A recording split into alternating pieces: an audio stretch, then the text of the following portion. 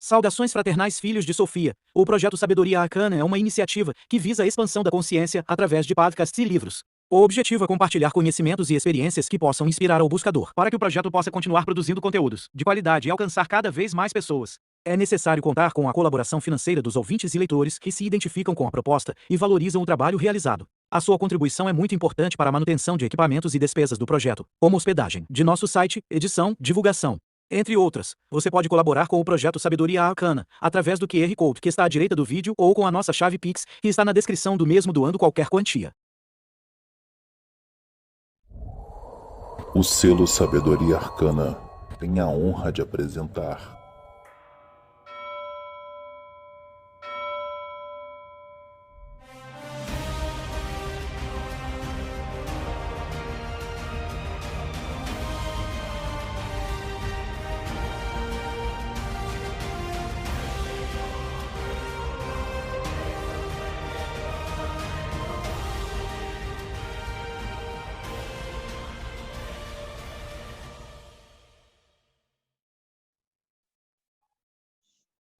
Olá a todos, saudações fraternais, saudações arcanas.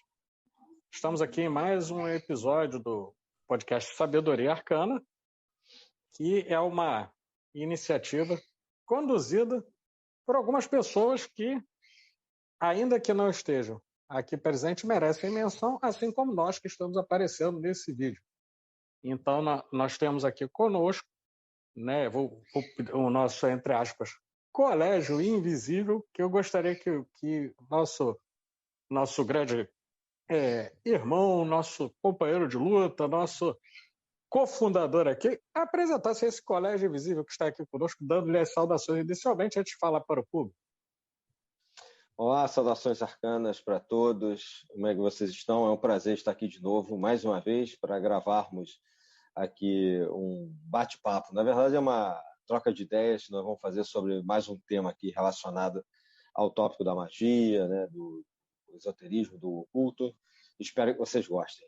Lembrando que nós estamos trocando ideias, então nós temos a verdade absoluta, né? Então é só uma forma de orientar a busca de todos vocês. Bom, muito bem.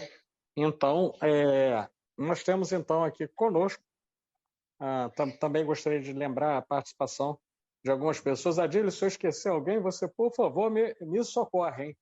Bom, Beleza. Nós temos também o Sabedoria Arcana, ele também possui a participação de Fernando Gralha, Rodrigo Rangel.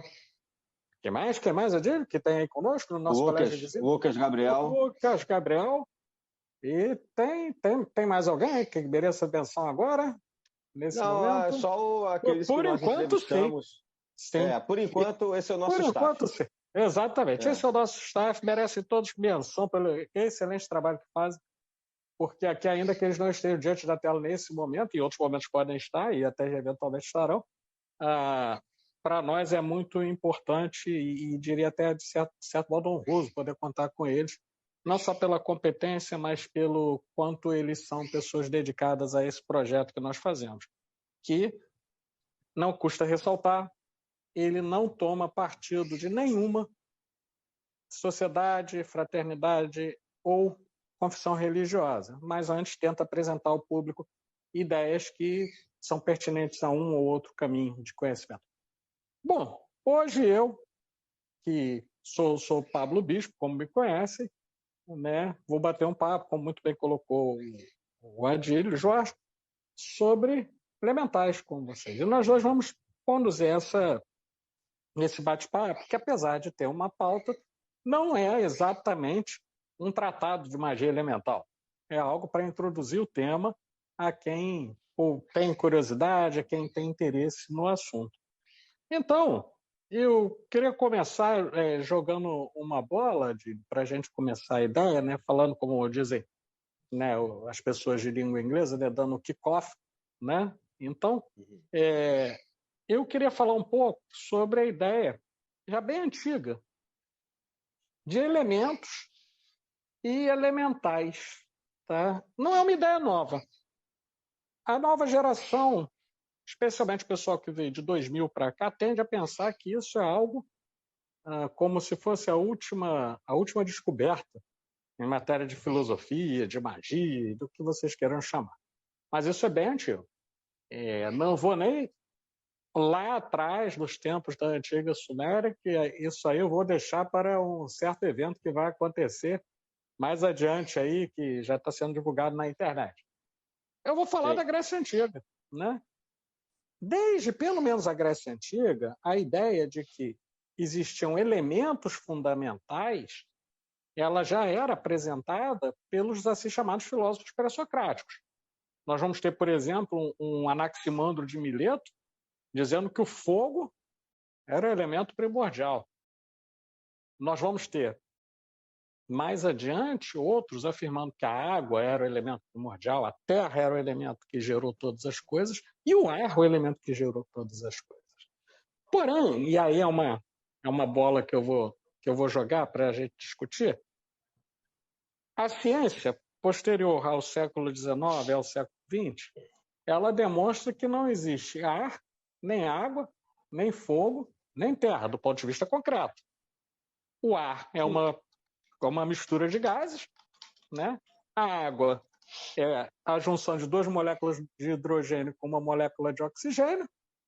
A terra é o resultado da desagregação de minerais no solo, né? E o fogo nada mais do que o resultado visível do processo de combustão. Mas nem sempre existe o fogo, mas existe a combustão. Por exemplo, o metanol ele queima com uma chama invisível, né?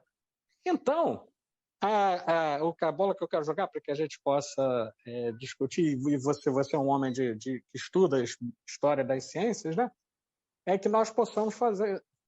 E aí eu vou te perguntar o seguinte: é possível fazer uma distinção entre os 4 elementos como sendo energias e forças primordiais e o que se diz dos 4 elementos na sua manifestação no plano concreto a partir da ciência? Como é que você vê esse tema? Interessante essa colocação e a gente começar por isso, porque é uma das coisas mais básicas que a gente encontra nos estudantes que estão começando, seja mesmo tentando entender o que os antigos falavam como elementos da natureza, como você citou aí os gregos, né? E todos aqueles pré-socráticos que falaram da criação do mundo a partir de determinados elementos, né? Desde o Tales de Mileto e etc., como você colocou, né? E a água. E depois na questão da magia do oculto. Os 4 elementos, como a gente, e na verdade 5, incluindo o éter, no caso, né, que foi muito propagado desde a antiguidade, e nós aqui na cultura ocidental, mesmo academicamente, até o final do século XIX, a física considerava a possibilidade da existência do éter, né, como uma matéria que seria detectável pelo arrasto, né, do planeta Terra e dos demais planetas pelo universo e tal. Esses elementos que se manifestam em nosso mundo seriam uma espécie de manifestação visível, física, mensurável, e que seria, de uma certa maneira, um reflexo de outros 5 princípios, 4 basilares, né, os 4 elementos mais o éter, que estariam como princípios ou arquétipos, usando uma terminologia do século XX, né? Que, na verdade, o Jung pega dos gregos também, da arquê grega.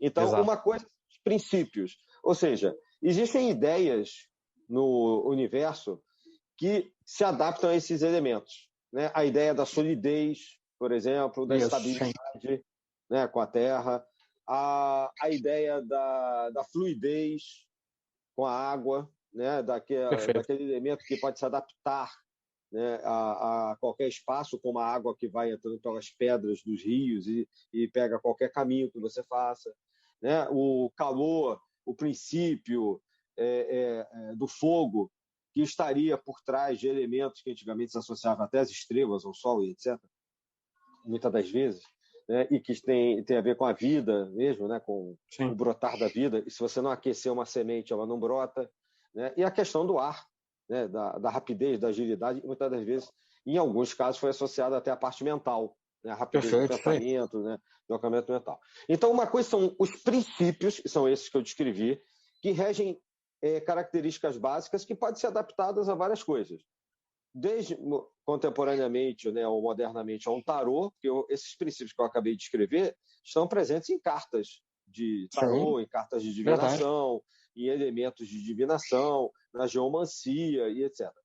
Até os elementos que a ciência estabelece e seriam, até um tempo atrás, como eu disse, 5 elementos formadores do mundo cósmico, do universo como a gente conhece, cosmos como ordenação, né? A palavra cosmos quer dizer ordem, né? Ao contrário de caos, desde os gregos. E esses princípios seriam os princípios que constituiriam a formação dos planetas e dos universos. Então, temos os 4 elementos na ciência e os 4 elementos, né, como princípios universais. Um livro que eu indico, isso fica muito claro para o estudante do ocultismo e trata isso até como graus de estudo, é o Franz Bardon, como no Caminho do Adepto, né? São os princípios do hermetismo, né? Acho que também foi colocado uma magia prática, se não me engano, aqui no Brasil. Sim. Então, ele coloca na introdução a questão desses elementos, né?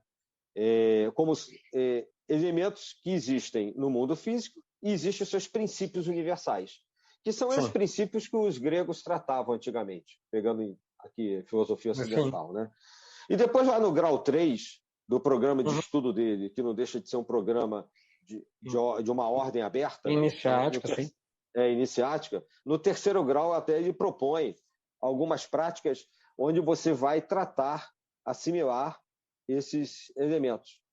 E aí é uma prática que, ao longo do século XIX e XX, se tornou muito comum em várias ordens, né? A Golden Dawn tinha trabalhos, né, vários, né, que trabalhavam com cores, ou não só o tarô, né, não só com as cores, mas associando esses princípios, esses 4 ou 5 princípios, como você queira considerar, né, o éter e os 4, que a gente chama de 4 elementos, com várias práticas, né, como o pilar do meio, né, e o ritual menor do pentagrama e etc. Né?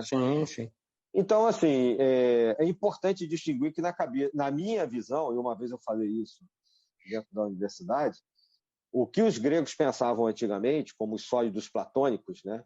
A questão dos 5 sólidos de Platão, eles estavam pensando nos princípios e botaram aquilo como princípios originadores do mundo, né? Desde Tales de Mileto, pelo menos.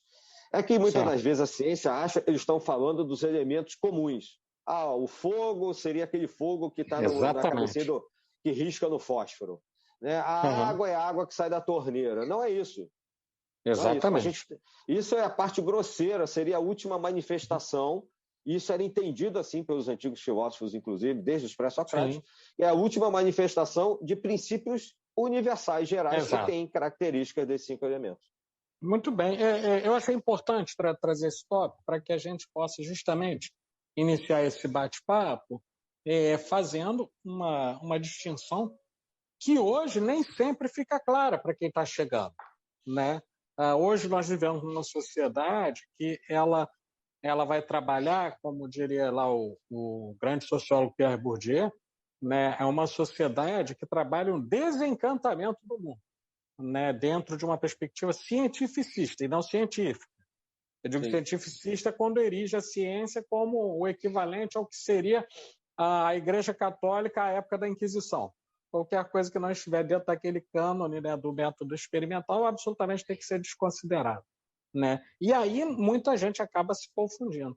E aí dentro disso que você coloca, Adílio, eu queria fazer uma afirmação, né, que acho que merece da nossa parte uma consideração, que é a seguinte: existem sim esses princípios, já desde os gregos antigos e de várias escolas iniciáticas, algumas secretas, outras discretas e outras abertas, né, trabalhando com os elementos.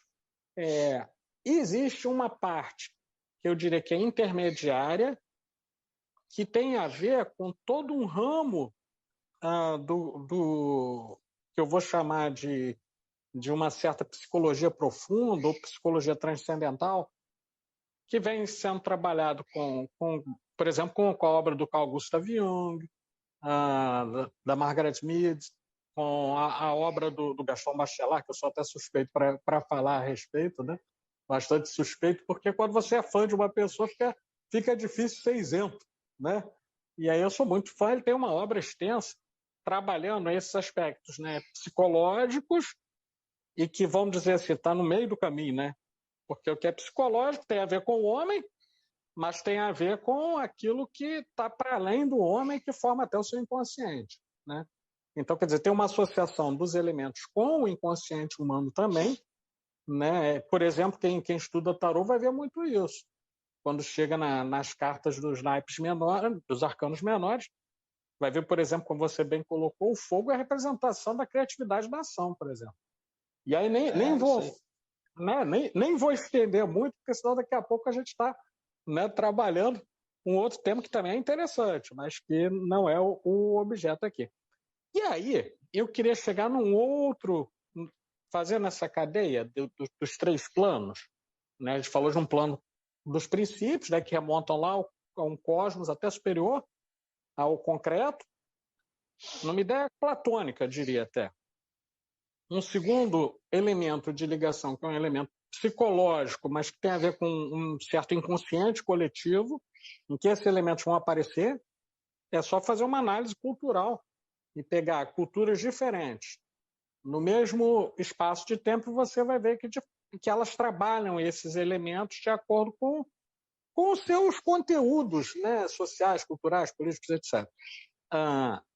E aí, existe um nível, esse é o nível que me parece muito trabalhado desde o aspecto oculto, que é um nível que não só é pessoal, que é a maneira como, vou chamar de operador daqui por diante, né, alguém que está operando com os elementos, né, a pessoa que está lidando com os elementos, que é o nível do operador, mas também o nível das criaturas, considerando a existência desses princípios, desses planos, que vão habitar esses planos e que vão, de certo modo, corporificar esses elementos. E isso nós temos em várias tradições, os registros dessas tais criaturas, né? E muitos registros, né, na literatura mágica e etc. Vou dar só um exemplo para que a gente possa começar esse bate-papo.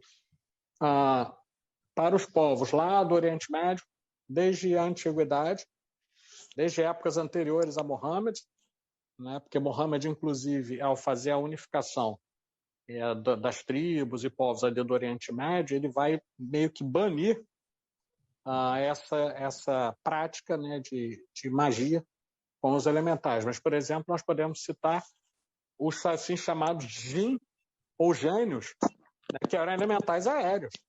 Né? É o gênio da lâmpada dos desenhos animados. O gênio da lâmpada do Aladim, por exemplo, é um exemplo do Djinn. Né? E como você captura o ar? Você captura dentro da garrafa, né? Que é onde ele não vai poder se mexer. É um exemplo.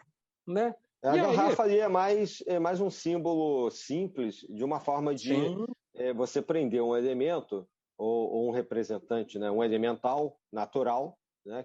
Que existe o natural e o artificial, a gente vai falar depois. Sim, verdade. Ou um elemental natural para servir a você. Por isso que ele ele responde a 3 desejos, né? Você tem direito a 3 desejos e tal. Porque aquilo, teoricamente, foi uma espécie de ritual que teria sido feito antes, né? E que esse acordo teria sido feito entre esse gênio, esse Djinn, e a pessoa, né, que trouxesse ele. Existe até uma história, né, dentro de um folclore até um pouco mais antigo que do Aladim, né, de um suposto antigo rei da Mesopotâmia que havia feito, né, com toda uma falange desses elementais um acordo que somente poderia ser rompido após eles executarem um número X de tarefas, mas que isso não impediria, por exemplo, de haver uma afinidade entre eles, né, e em dados momentos um socorrer o outro, coisas assim. Então isso é abundante, né? E, por exemplo, acho que é interessante, e aí queria ouvir um pouco você a esse respeito, ver como isso aparece também no Ocidente, por exemplo, com as ideias dos contos de fadas e outras coisas que estão, por exemplo, presentes lá na mitologia céltica e etc. Né? Eu acho que isso também existe, né? Então, em relação ao imaginário desses elementais, etc., ele é muito vasto. A gente vê em vários povos no norte da Europa, né, que acabam combinando na cultura nos países da Grã-Bretanha hoje, né, nos países aí nórdicos, na própria Alemanha, os elementais são cultuados até hoje. Vários mineiros na Alemanha, mineiros, né, de carvão, etc., que vão trabalhar em Minas, né, na terra, eles fazem uma oferta, uma oferenda ao gnomo, ao elemental da terra, antes, porque há uma certa ideia de que se você não fizer isso, você não estaria protegido de acidentes. Alguns marinheiros também sempre faziam algum tipo de oferta quando iam para o mar, para que não fossem atacados por sereias ou coisas assim, né, monstros marinhos, etc., mas também para ter o favorecimento do elemento água, né, para não pegar tempestades, etc. E tal. Então, a gente vê isso no xamanismo, por exemplo, né, e a gente vê isso nos contos de fadas. O que são as fadas? As fadas são elementais do ar. Até hoje se fala de que pessoas viram isso na Inglaterra. Recentemente, foi semana passada, inclusive, a gente está hoje num programa falando sobre os elementais. Né? Isso. Saiu na mídia, na Inglaterra, de que uma pessoa que mora no campo, ele fotografou pequenos seres que pareciam fadinhas. Né? Tinham um corpo meio humanoide, eram brilhosos e tal, e estavam avaliando se aquelas fotos eram verdadeiras ou não, e etc. E tem filmagem, tem filme da câmera externa da casa dele, e tem fotografia. Eu não estou dizendo que é verdade ou que não é, estou dizendo o fato, né? Como foi a sua questão aí para mim. Então, essa relação, seja mitológica, seja na filosofia, como a gente falou antes, seja com os contos de fadas, aí no caso generalizando, fada qualquer elemental, né? Aí você tem os 7 anões, né? Então, Branca de... O que são aqueles 7 anões? São 7 elementais da Terra, por isso que eles vão trabalhar com picareta, não sei o quê e tal. O que é a Sininho do Walt Disney? É uma fada, é o elemental do ar. Verdade. Aquele desenho da sereia, né? Da mermaid e tal. A sereia mal colocando, é um elemental da água. E por aí a gente tem o Aladdin, que você já falou. A própria Disney e outras empresas colocaram vários, digamos assim, desenhos ou referências populares que vieram de contos populares, né? E que depois foram transformados em contos mais, digamos assim, interessantes, mais palatáveis para o mundo do século XX e XXI. Sim, verdade. Então, esse é um mundo que, de uma certa maneira, permeia o imaginário popular e entrou pela literatura, porque vários desses desenhos animados eram livros antes, eram contos que estavam em livros, e às vezes eram até contos de terror, que foram depois amenizados. Né? O pessoal da psicologia estuda isso. Né? Vários contos, esses com Chapeuzinho Vermelho, esses contos, muitas das vezes, eram contos extremamente terríveis, né? Que contavam pessoas que eram mortas, que eram estupradas, e etc., e que do século XVIII, XIX, acabaram virando esses contos aqui. E a maior parte deles tem elementos mágicos, né, que vêm dos próprios contos populares do interior dos vários países. Aqui no Brasil, de uma certa maneira, me parece, os celtas, como você perguntou, influenciaram muito esses povos mais na Inglaterra, etc., né, e também contavam com essas forças dos elementos, né, de evocar chuva, evocar o sol, evocar os ventos e tal. Mas aqui no Brasil, a gente tem o Saci Pererê e tem vários daqueles elementos do folclore que, de uma certa maneira... A Iara, que é a sereia de rio, né? Pois é. Estão relacionados a esses princípios, aí de novo, a esses princípios que compõem, né, a formação do mundo como um todo. Então, esses princípios teriam uma certa inteligência. E é com essa inteligência, que não é perigosa de se lidar, já fiz o aviso, né? E que vários ocultistas, todos eles trataram disso, né? Papus, Eliphas Levi, Franz Bardon, as obras da Golden Dawn avisam. Não são inteligências que você vai trabalhar, como, por exemplo, fazer a evocação, ou invocação em alguns casos, mas a evocação de um determinado de uma entidade ou de um espírito qualquer num determinado lugar para cumprir tal coisa.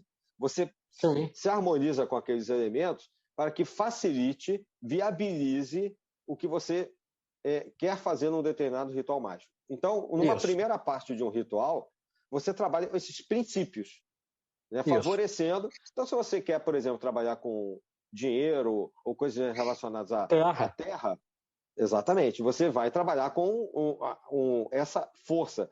Aí você vai fazer uma evocação ou uma oração ao princípio da terra. E assim vai com os outros 4. Né? Sendo que a caixa ou o éter é o princípio geral. Vamos lá. Então, várias ordens trabalham com isso. Entendeu? Várias organizações. A própria biose, o pessoal que trabalha com o pessoal da teosofia, trabalha com estátuas. Vamos lembrar isso. Existe até um livro chamado Tatuômetro. Não sei se você já ouviu falar do tatuômetro. Não, esse eu ainda não vi. O tatuômetro é o seguinte, da mesma maneira que você tem a cada hora do dia um regente planetário, a cada momento do dia, das 24 horas, você tem a regência de um tátua, ou seja, de um elemento. Né? Então, são os 5, como eu falei, né? São os 4 normais, né? Terra, água, fogo e ar, e o Akasha. Né? Então, você pode fazer trabalhos, isso aí tem nas ordens em geral, né? Até a própria Goldendawn fala disso. Você pode fazer trabalhos no seu próprio corpo, usando esses elementos que têm símbolos próprios, né? Então, por exemplo, um cubo, né? Um quadrado é o desenho da Terra. O triângulo, né? Desde o Platão, né? Se você pegar um triângulo em 3 dimensões, né? Um tetraedro é o elemento fogo. Né? E uma lua, né? Uma lua com as pontas viradas assim para cima, né? O elemento água. Vai ficar fácil para quem estuda isso associar a água com a lua. Né? O ar é um círculo. E esses desenhos geométricos têm cores. Né? O Akasha é uma elipse, né? Um ovo e tal. Então você monta eles de baixo para cima, né? Desde o cubo nos seus pés até o Akasha em cima, e aí você consegue fazer vários trabalhos. Então, até o pessoal da teosofia trabalha com isso. Ou organizações derivativas da teosofia, do estudo teosófico. É interessante isso que você está colocando, porque, e aí eu vou retomar, né, desde o ponto da advertência, né, e relembrando, né, uma brincadeira que eu sempre faço com os mais jovens, né, não tentem controlar o universo quando vocês dependem dos seus pais para sobreviver. Né, porque se vocês não controlam a própria vida, você depende da mesada do pai para sobreviver. Você quer controlar, né, os elementos, quer controlar arquidemônio, quer controlar anjo, não vai por aí não, que é um caminho que é um pouco diferente, né? Mas não mexam com elementais também, né? Não, é importante. Não é bom. Mas uma coisa me parece muito clara quando a gente está lidando não só com essas forças, mas com aqueles que operam essas forças desde outro plano, já não falo mais do operador físico, né? Seja ele um mago iniciado, alguém que tenta simplesmente uma harmonização, como você falou, mas sim das criaturas, né? Elas também são, primeiro, criaturas sencientes, ou seja, elas possuem graus de consciência diversificados. Daí, eu quero reforçar o que você diz, porque o fato de ter algum tipo de inteligência não significa que eles têm uma inteligência humana. É outra coisa. Tá? Não é uma inteligência humana. Não é uma inteligência humana. Daí é que é o perigo. Sim, então, geralmente a vontade do operador consegue se sobrepor àquelas criaturas, mas é temporário essa indução. É temporário. Essa é a primeira coisa, né? Segundo, dentro disso, eu estou propondo um tema para a gente discutir, que é o seguinte. Dentro desse conjunto de seres sencientes, existe uma certa hierarquia. Na medida em que eles, como todo o universo em evolução, uma determinada tradição defende isso, uma tradição que já, eu diria, a tradição não foi extinta, mas uma das ordens que propagavam essa assertiva que eu vou fazer foi extinta, né, que foi uma ordem que eu pertenço, que foi a Ordo Draconiana. Né? Existe uma hierarquia entre esses seres sencientes e eles chegam a um ponto no qual, no topo dessa hierarquia de comando dos reinos elementais, eles possuem uma protoconsciência que, às vezes, se assemelha ao raciocínio humano, mas ainda assim não é humano. Não. Que vai operar Não é. dentro de leis que são próprias a cada reino elemental, né? Então, nesse sentido, né, eu estou colocando aqui para você esses exemplos, porque, sim, existe um tópico de magia elemental. E hoje o que existe mais é informação sobre isso. Tem muita informação. Mas, quando você chega lá no último nível, dando um exemplo aqui hipotético, tá? Imaginemos que alguém queira comandar o clima em uma determinada região do país, certo? E que ele tenha, lá pelos seus estudos e conhecimento, acesso a uma entidade elemental de altíssimo grau e que tenha realmente esse poder de influência. Não necessariamente ao entrar em contato e buscar fazer isso, ele vai obter o resultado almejado. Na verdade, muito pode acontecer das duas uma. Ele ter consequências físicas, porque despende uma quantidade enorme de energia, e não acontecer nada, ou, eventualmente, gerar um efeito totalmente diferente do que ele queria, né? Supondo que consiga chegar a esse nível, né? E aí o que eu estou discutindo contigo é o seguinte: dentro dessa hierarquia de seres sencientes, você concorda no dinamismo que pode haver na hipótese de haver uma transição em algum momento desses senhores elementais virem a se tornar, diria, num último grau, quase que humanos, ou chegarem num dado momento a possibilidade de adquirir as propriedades da alma humana? Você acredita nisso? O que você acha? Então, isso aí é uma questão de debate. Eu acho que não. Sim, certo. Né? Eu acho que não. Num primeiro momento, eu acho que não. Eu acho que são elementos que estão ali manifestados, né? Como a gente falou, né? Então, você tem várias lendas dos elementos das florestas, do espírito das florestas, do espírito do mar, do espírito dos rios e tal. Então, em todas as culturas é isso. Essa ideia de uma evolução dos elementos até o reino humano é o que a gente chama de metempsicose. Reencarnação e metempsicose são coisas distintas. A metempsicose prevê que a evolução até o reino humano, que é o nosso, possa vir desde esses reinos mineral, vegetal, animal, né, humano e etc. Né? Passando por graus de evolução de consciência. Eu não tenho certeza ainda sobre isso, tá? Que isso possa acontecer. Então, essa questão da metempsicose vem desde Platão. Tá? Isso não é uma coisa e tem a ver com Kardec ou com a teosofia, com cultura do século XIX. Isso aí muito bom você assinalar isso. Né? Porque tem pessoas que pensam que é invenção do século XIX. Né? Não tem a ver. O Blavatsky não tem a ver com Kardec. Platão já coloca a questão da reminiscência, né, de quando ele faz lá a experiência, né, num de seus diálogos com a questão do escravo, que seria, mesmo sem conhecer nada de matemática, capaz de resolver um problema matemático. Lá no diálogo Menon, está lá. Exato.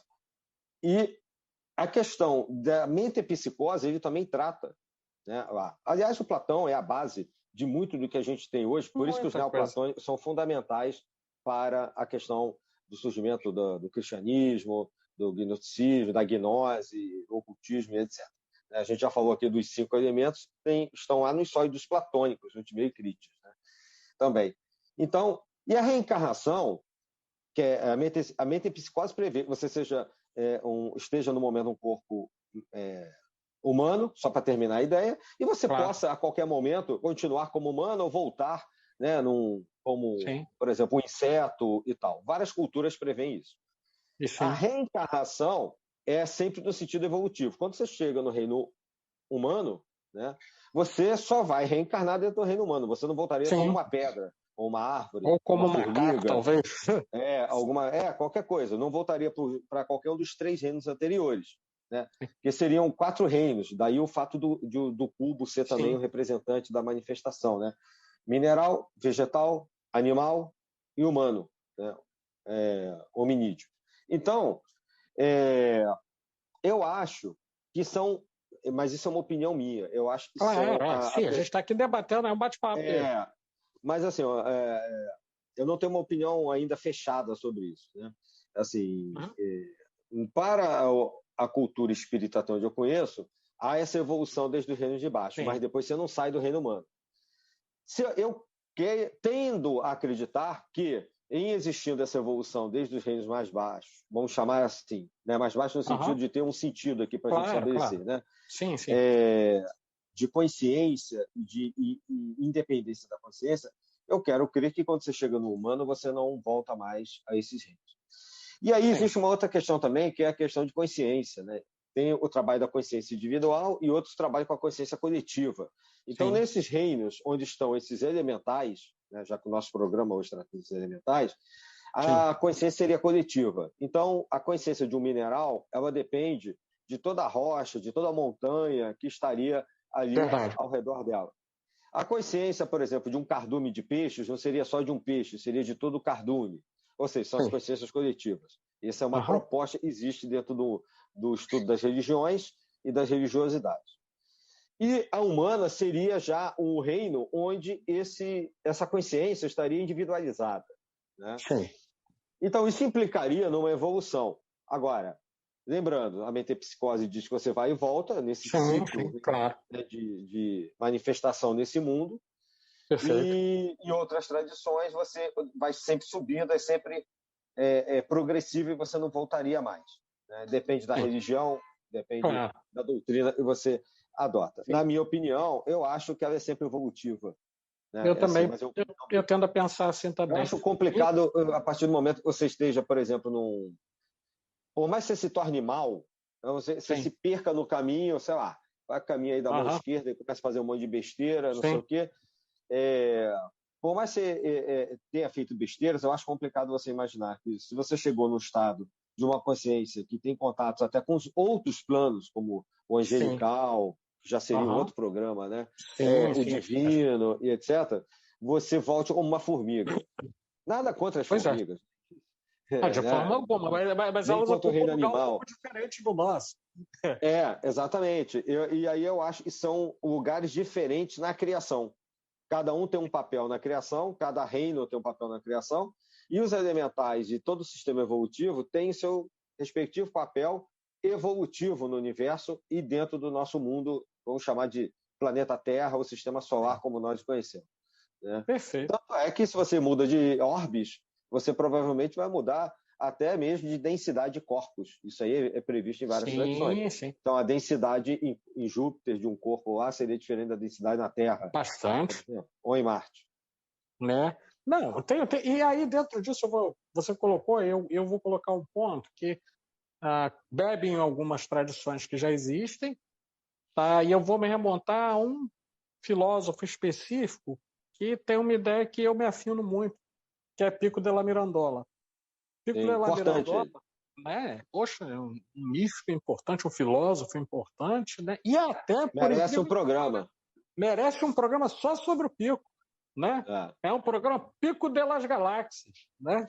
Mas é o Pico, o pessoal tem que ficar ligado com isso, é o Pico, né? Mas o Pico della Mirandola, lá no seu ensaio sobre a dignidade do homem, ele traz uma posição que me parece bastante defensável dentro disso, que é de que o homem, ele é, como alma, a resultante da fusão dos 5 reinos.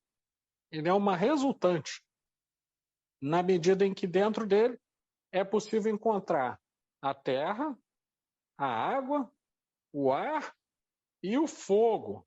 O fogo como força vital e o éter, olha lá a ideia do éter, sendo a alma humana. E que isso já o tornaria diferente, não só dos 4 elementos, como até mesmo das formas vivas, como vegetais e animais. Essa ideia foi retomada, rediscutida, refinada ao longo de muito tempo. Mas se nós pensarmos que estamos falando de alguém do século XIV, né, que está propondo essa ideia a partir de um estudo que à época foi muito arriscado para ele, né? No estudo não só baseado em alquimia, mas em outras tradições filosóficas, Me parece uma ideia bastante defensável, porque ele situa o homem em um lugar à parte, dentro desse grande cosmos da criação, e num lugar próprio e específico. E aí faria todo sentido o que você coloca, no sentido de haverem caminhos de evolução próprios para cada criatura. E aí, retomando o raciocínio inicial, por qual a gente abriu essa discussão, não sei se você vai concordar comigo, eu diria que para os elementais, dentro do plano elemental, existe um caminho próprio de evolução e de pertença aos seus reinos cósmicos, né? E às suas manifestações. Assim como há um para o homem, assim como há outro para outras inteligências que nós não temos sequer ciência da sua existência. É o que eu penso, não sei se você concordaria nesse sentido. Não, eu penso por aí também, né? Como eu estava falando antes. Eu acho que, até, de novo, né? Não sei porque hoje a gente está tratando de Platão toda hora, mas eu novamente traria uma ideia dele, que é a ideia da organização cósmica, né? Então, acho que há uma estrutura, uma organização, o Pitágoras, ou seja, alguém da escola dele chamou de harmonia das esferas, Sim. que mostra que há uma ordem, e nessa ordenação você consegue entender a estrutura do universo como a gente vê, inclusive filosoficamente falando, né, ou fisicamente falando. Claro. Então, há uma vasta literatura que mostra a utilização de inteligências, né, desses elementais, pelo menos desde a Idade Média, né, e principalmente no Renascimento. Você já citou um aí, tem o John Dee, tem vários outros que a gente já citou, que mostram que essas inteligências elas têm uma participação específica, assim como nós, no reino hominal, né, temos uma participação específica na criação. Isso é que leva a essa sequência de ideias àquela proposta de que não existe acaso, né? Existiria uma ordem. Isso não quer dizer que haja um destino preconcebido, isso é uma outra questão, mas que há uma ordenação que mostra que a princípio é possível a gente prever e entender como é que o mundo funciona. E dentro disso estão esses elementos, esses elementais, né? Lembrando, a gente está tratando de elementais naturais. A gente está tratando justamente dessa ordenação da physis, né, da natureza, em grego, está tratando de inteligências que comporiam esse mundo. Antigamente não existia a ideia de universo, existia uma ideia de mundo. E esse mundo tem uma inteligência própria. A ideia de Gaia vem daí, que é muito forte hoje na ecologia, né? Gaia já existia lá, desde a mitologia grega, não é um nome inventado, é uma deusa lá, né? Então você podia interagir com Gaia, você poderia interagir com todas as componentes do grande corpo, e nós somos parte desse grande corpo, enquanto homens, que é Gaia, né? Vamos mal, assim, simplificando, como se fosse o planeta, né? E ele respira, né? Ele tem seu aspecto sólido, seu aspecto líquido, a atmosfera, né? Seu aspecto gasoso, né? O ar, tem os vulcões, tem o aspecto ígneo, como todos nós, que você colocou no início. Aí tem também a ideia dos humores, né? Lá, aí depois Galeno e outros lá na frente associaram isso que é milenar, que tem milênios e milênios de ideias, ao próprio homem, e virou uma medicina, né? A medicina, é verdade. Né, dos humores durante muito tempo e tal, foi uma simplificação disso. Então essa relação entre filosofia, medicina, o nascimento da compreensão da natureza, né? Física, physis, né? A astronomia, da astrologia e a magia como um todo, principalmente nesse período do Pico de la Mirandola, ele é justamente nesse período uma espécie de composição que dá origem a praticamente tudo que a gente vê hoje em termos de religião, religiosidades, ordens e etc. Porque elas vão beber nesse mundo aí. E aí vou dar só um exemplo, sem aprofundar, mas até atiçando a curiosidade para aqueles que quiserem. Tem até um livro sobre isso chamado Os Mistérios de Eleusis. Tá? Quem quiser vai poder adquirir. Se não me engano, a Madras publicou há algum tempo atrás. Foi a Madras. Há um tempo atrás. Não por acaso, e aí quem estudar mais vai saber o porquê, mas eu posso dizer que não por acaso, os mistérios de Eleusis eram consagrados a Deméter, que era a deusa da terra, né? E que possuía como base de seu corpus religioso a cidade de Eleusis.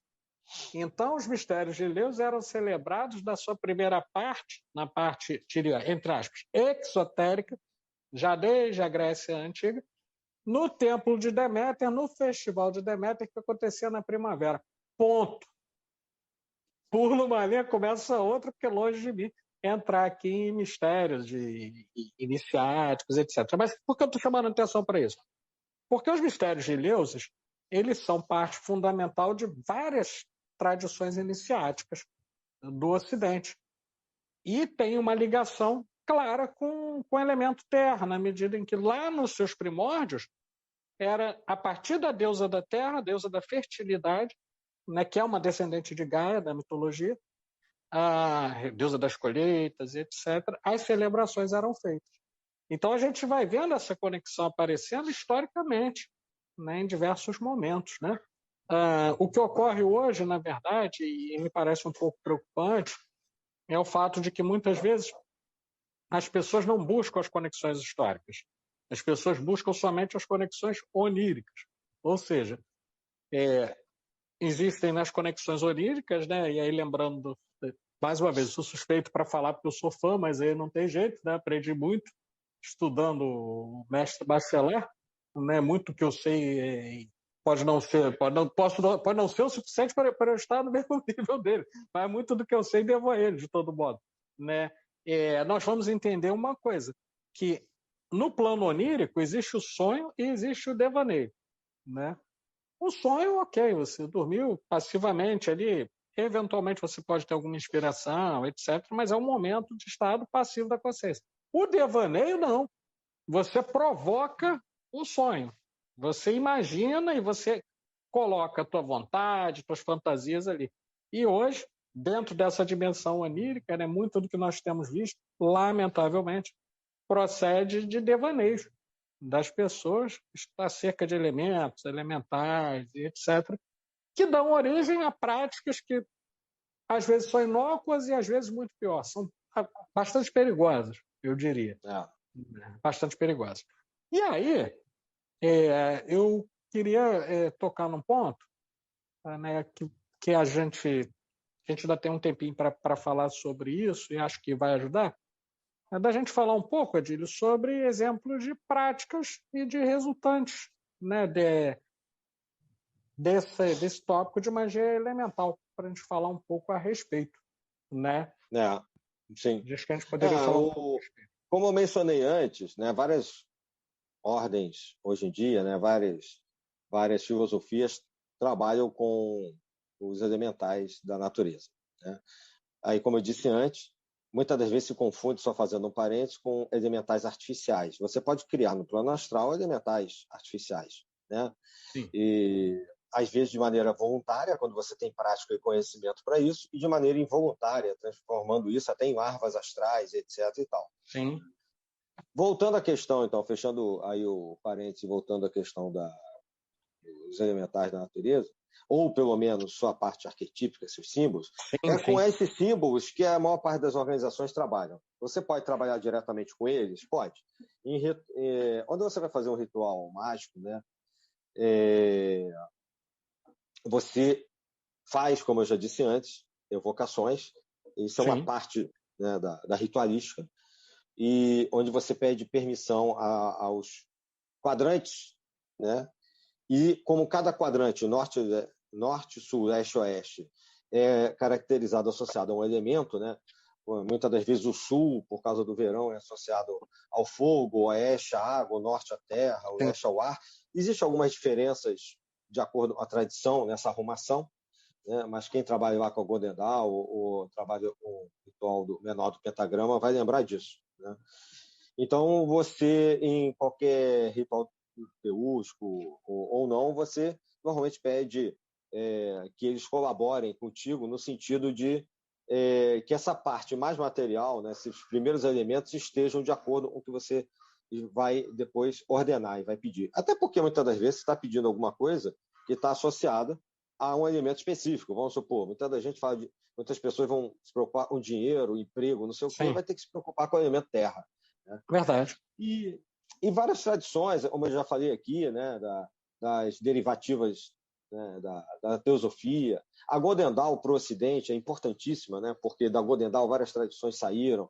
As Rosacruzes, em geral, por causa da alquimia, da astrologia, a maçonaria, vários ritos maçônicos trabalham com isso. Então, por exemplo, a Godendal, já citei aqui algumas práticas, a Godendal é a base de várias tradições, principalmente do século XIX para cá, do final do século XIX, quando ela foi montada. E muito do que a gente usa hoje, na verdade, está associado à parte simbólica. Então, dentro de várias práticas, como, por exemplo, o mergulho nos tátuas, onde você se identifica com o símbolo, a cor, o nome de cada tátua. O mergulho, por exemplo, nos elementos. Várias tradições vão usar esses símbolos para você se harmonizar com eles antes de começar um ritual e também para que você se equilibre individualmente em termos de saúde. Então, por exemplo, o Franz Bardon coloca como uma das práticas, depois de explicar na introdução, no começo, para um neófito, o que é um postulante, o que são os princípios. Então, no capítulo 3, ele vai propor, ou no grau 3, no terceiro grau, ele vai propor que você faça experimentos identificando com aqueles elementos, para que isso possa harmonizar, como eu disse, o seu interior. Existem várias outras práticas que colocam, por exemplo, o trabalho da associação do tarô, dos 4 naipes, das cores com os 4 elementos. E aí são trabalhos mais específicos para quem trabalha com a imersão nas cartas tarôs, não só os arcanos maiores, como os arcanos menores. Né? O ritual do pilar do meio, algumas pessoas é um ritual da Godendal, e aqueles que foram correr atrás podem pegar um livro, e tem na própria Madras, que foi relançado, parece, recentemente, o Godendal, do Israel Regardier, que é um livro bem grande. O próprio ritual do pilar do meio, vocês podem conferir lá, trata de harmonização com várias energias. Então, de uma certa maneira, também pode trazer uma espécie de compreensão, de entendimento, de harmonização. E outra questão também é no estudo, né? Porque quando você vai se harmonizar com determinados mantras, determinados nomes sagrados, é importante, em alguns casos, se você quiser, fazer uma associação com elementos. Então, o INRI, por exemplo, INRI, né? Cada uma das 4 letras é associada a um desses elementos. Né? Por exemplo, é fogo. Exatamente. Né? Então, você tem lá, eu até tinha separado, né? Por exemplo, o I, alguns colocam o I como fogo, outros como água. O primeiro I, né? O segundo, vamos supor, o R como ar, né? Que é ruar. E tem por exemplo, Yod, Re, Vav, Re, né? Yahvé, Jeová, traduziram de várias maneiras. Cada Yod, Re, Vav, Re, as 4 letras em hebraico, elas muitas das vezes são associadas aos 4 elementos também, né? E a concepção crística pode ser associada a esse 5º elemento, uma reunião de todos os outros anteriores. Então, você tem uma infinidade de práticas, muitas práticas, que você pode, de maneira bem simples, né?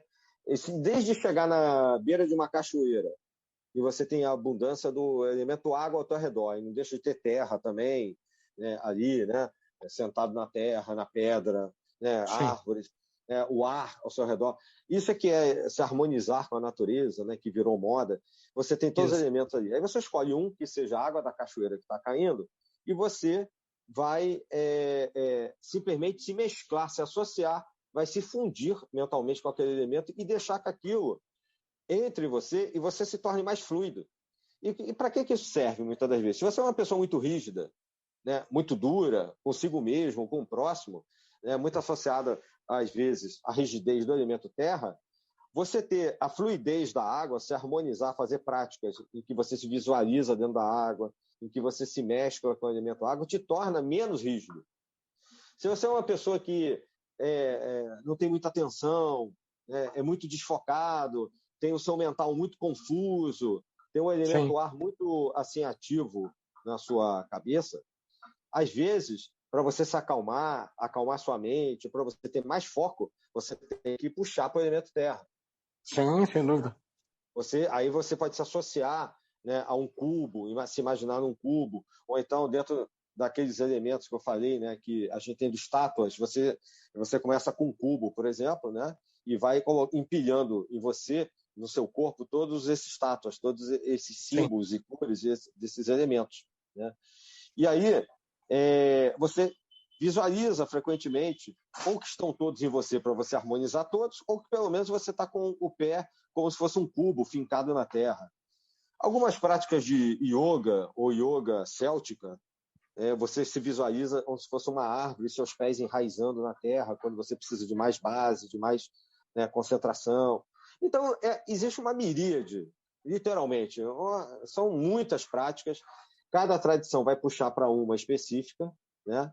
E aí você vai, de uma certa maneira, repetir aquilo durante um tempo, 7 a 10 dias, é uma média, até que você tenha um resultado. Quando você tiver o resultado, você tem que parar, porque você tem que lembrar que esses elementos estão equilibrados no teu corpo, né? Um exemplo disso é aquela figura do homem vitruviano do Leonardo da Vinci. Sim, né? exatamente. Você tem os 2 pés, os 2 braços e a cabeça. Aquilo muita gente faz ali o pentagrama, né? Uma estrela de 5 pontos, e são esses 5 elementos: terra, fogo, ar, água e éter.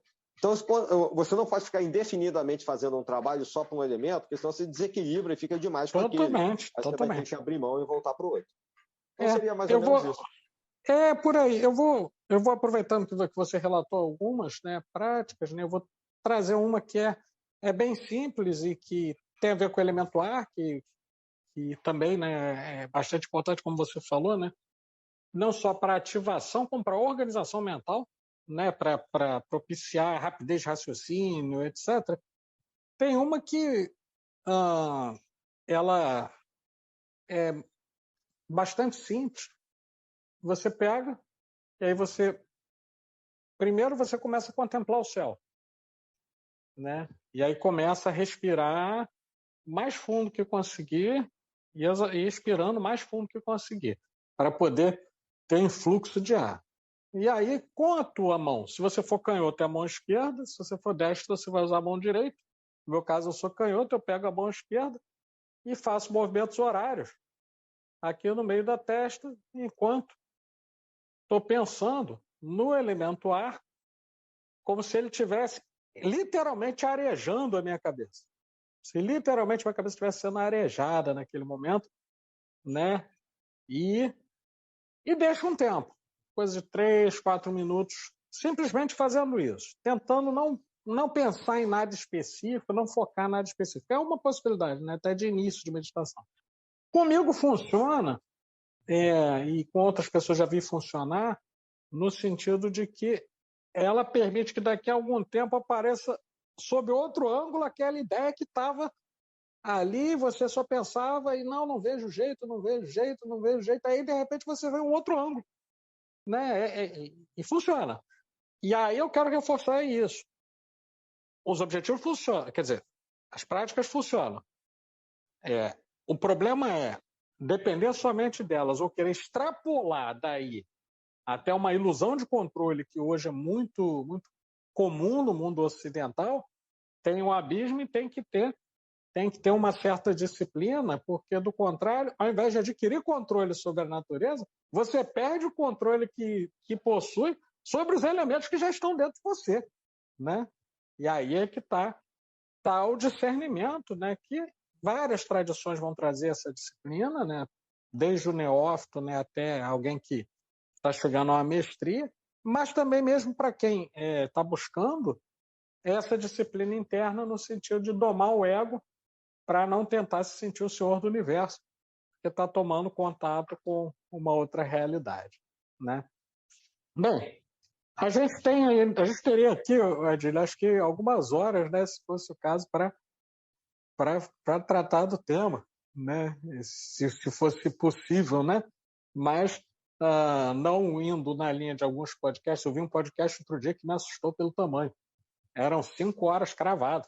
E eu pensei, nossa, isso aí o cara deu um curso, né? Em 5 horas o cara deu um curso ali no podcast.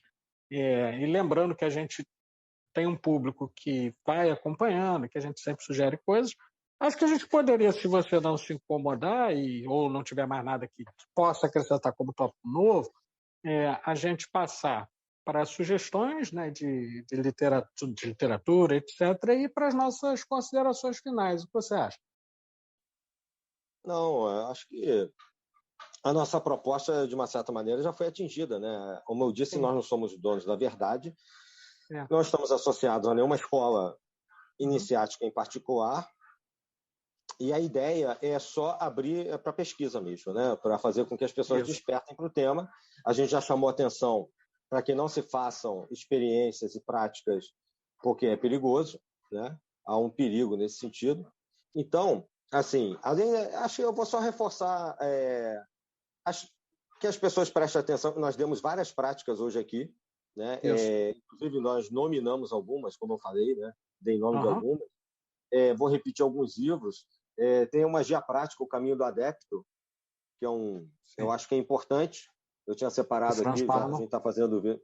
Franz Bardon, essa edição aqui é da Ground.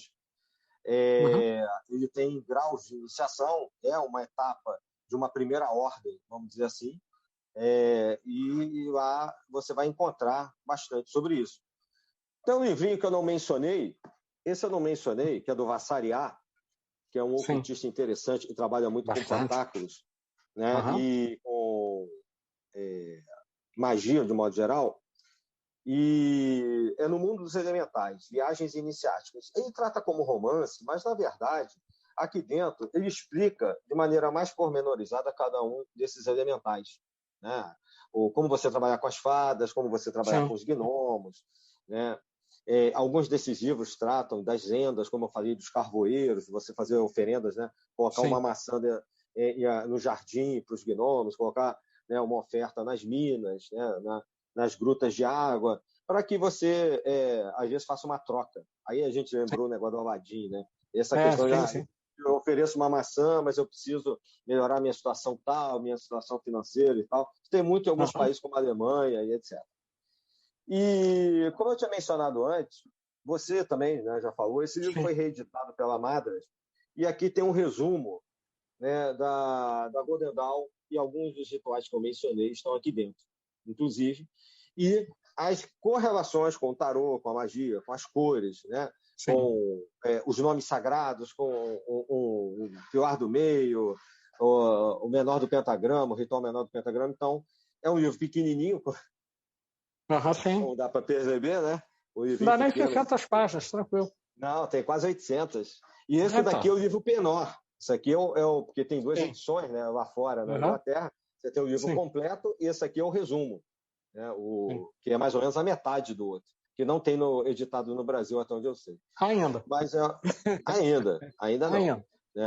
Então, esse aqui é da Madras, Israel Regardier. E você vai encontrar nos grandes autores, né, como a gente já mencionou antes, né, desde o Agripa até chegar aí ao século XX e tal, você vai encontrar sempre uma menção aos elementais e como deve se tomar determinados cuidados com eles. Então, de uma maneira geral, assim, depois eu me despeço aqui, né, mas já para fechar minha ideia é isso, e que as pessoas prestem muita atenção, é importante conhecer, né, lembrar que existem os naturais e os artificiais, e estudar é sempre bom se você quiser enveredar por essa prática mágica. Certo. Não, isso é importante e sem dúvida alguma, suas indicações são indicações preciosas para o nosso público. Eu quero fazer uma indicação, né, de um autor que eu falo bastante e que vai abordar um outro aspecto dentro do tema dos elementos e dos elementais, que é desde uma perspectiva que se inicia com Jung e que o Gaston Bachelard aprofunda, porém é pouco trabalhada, né?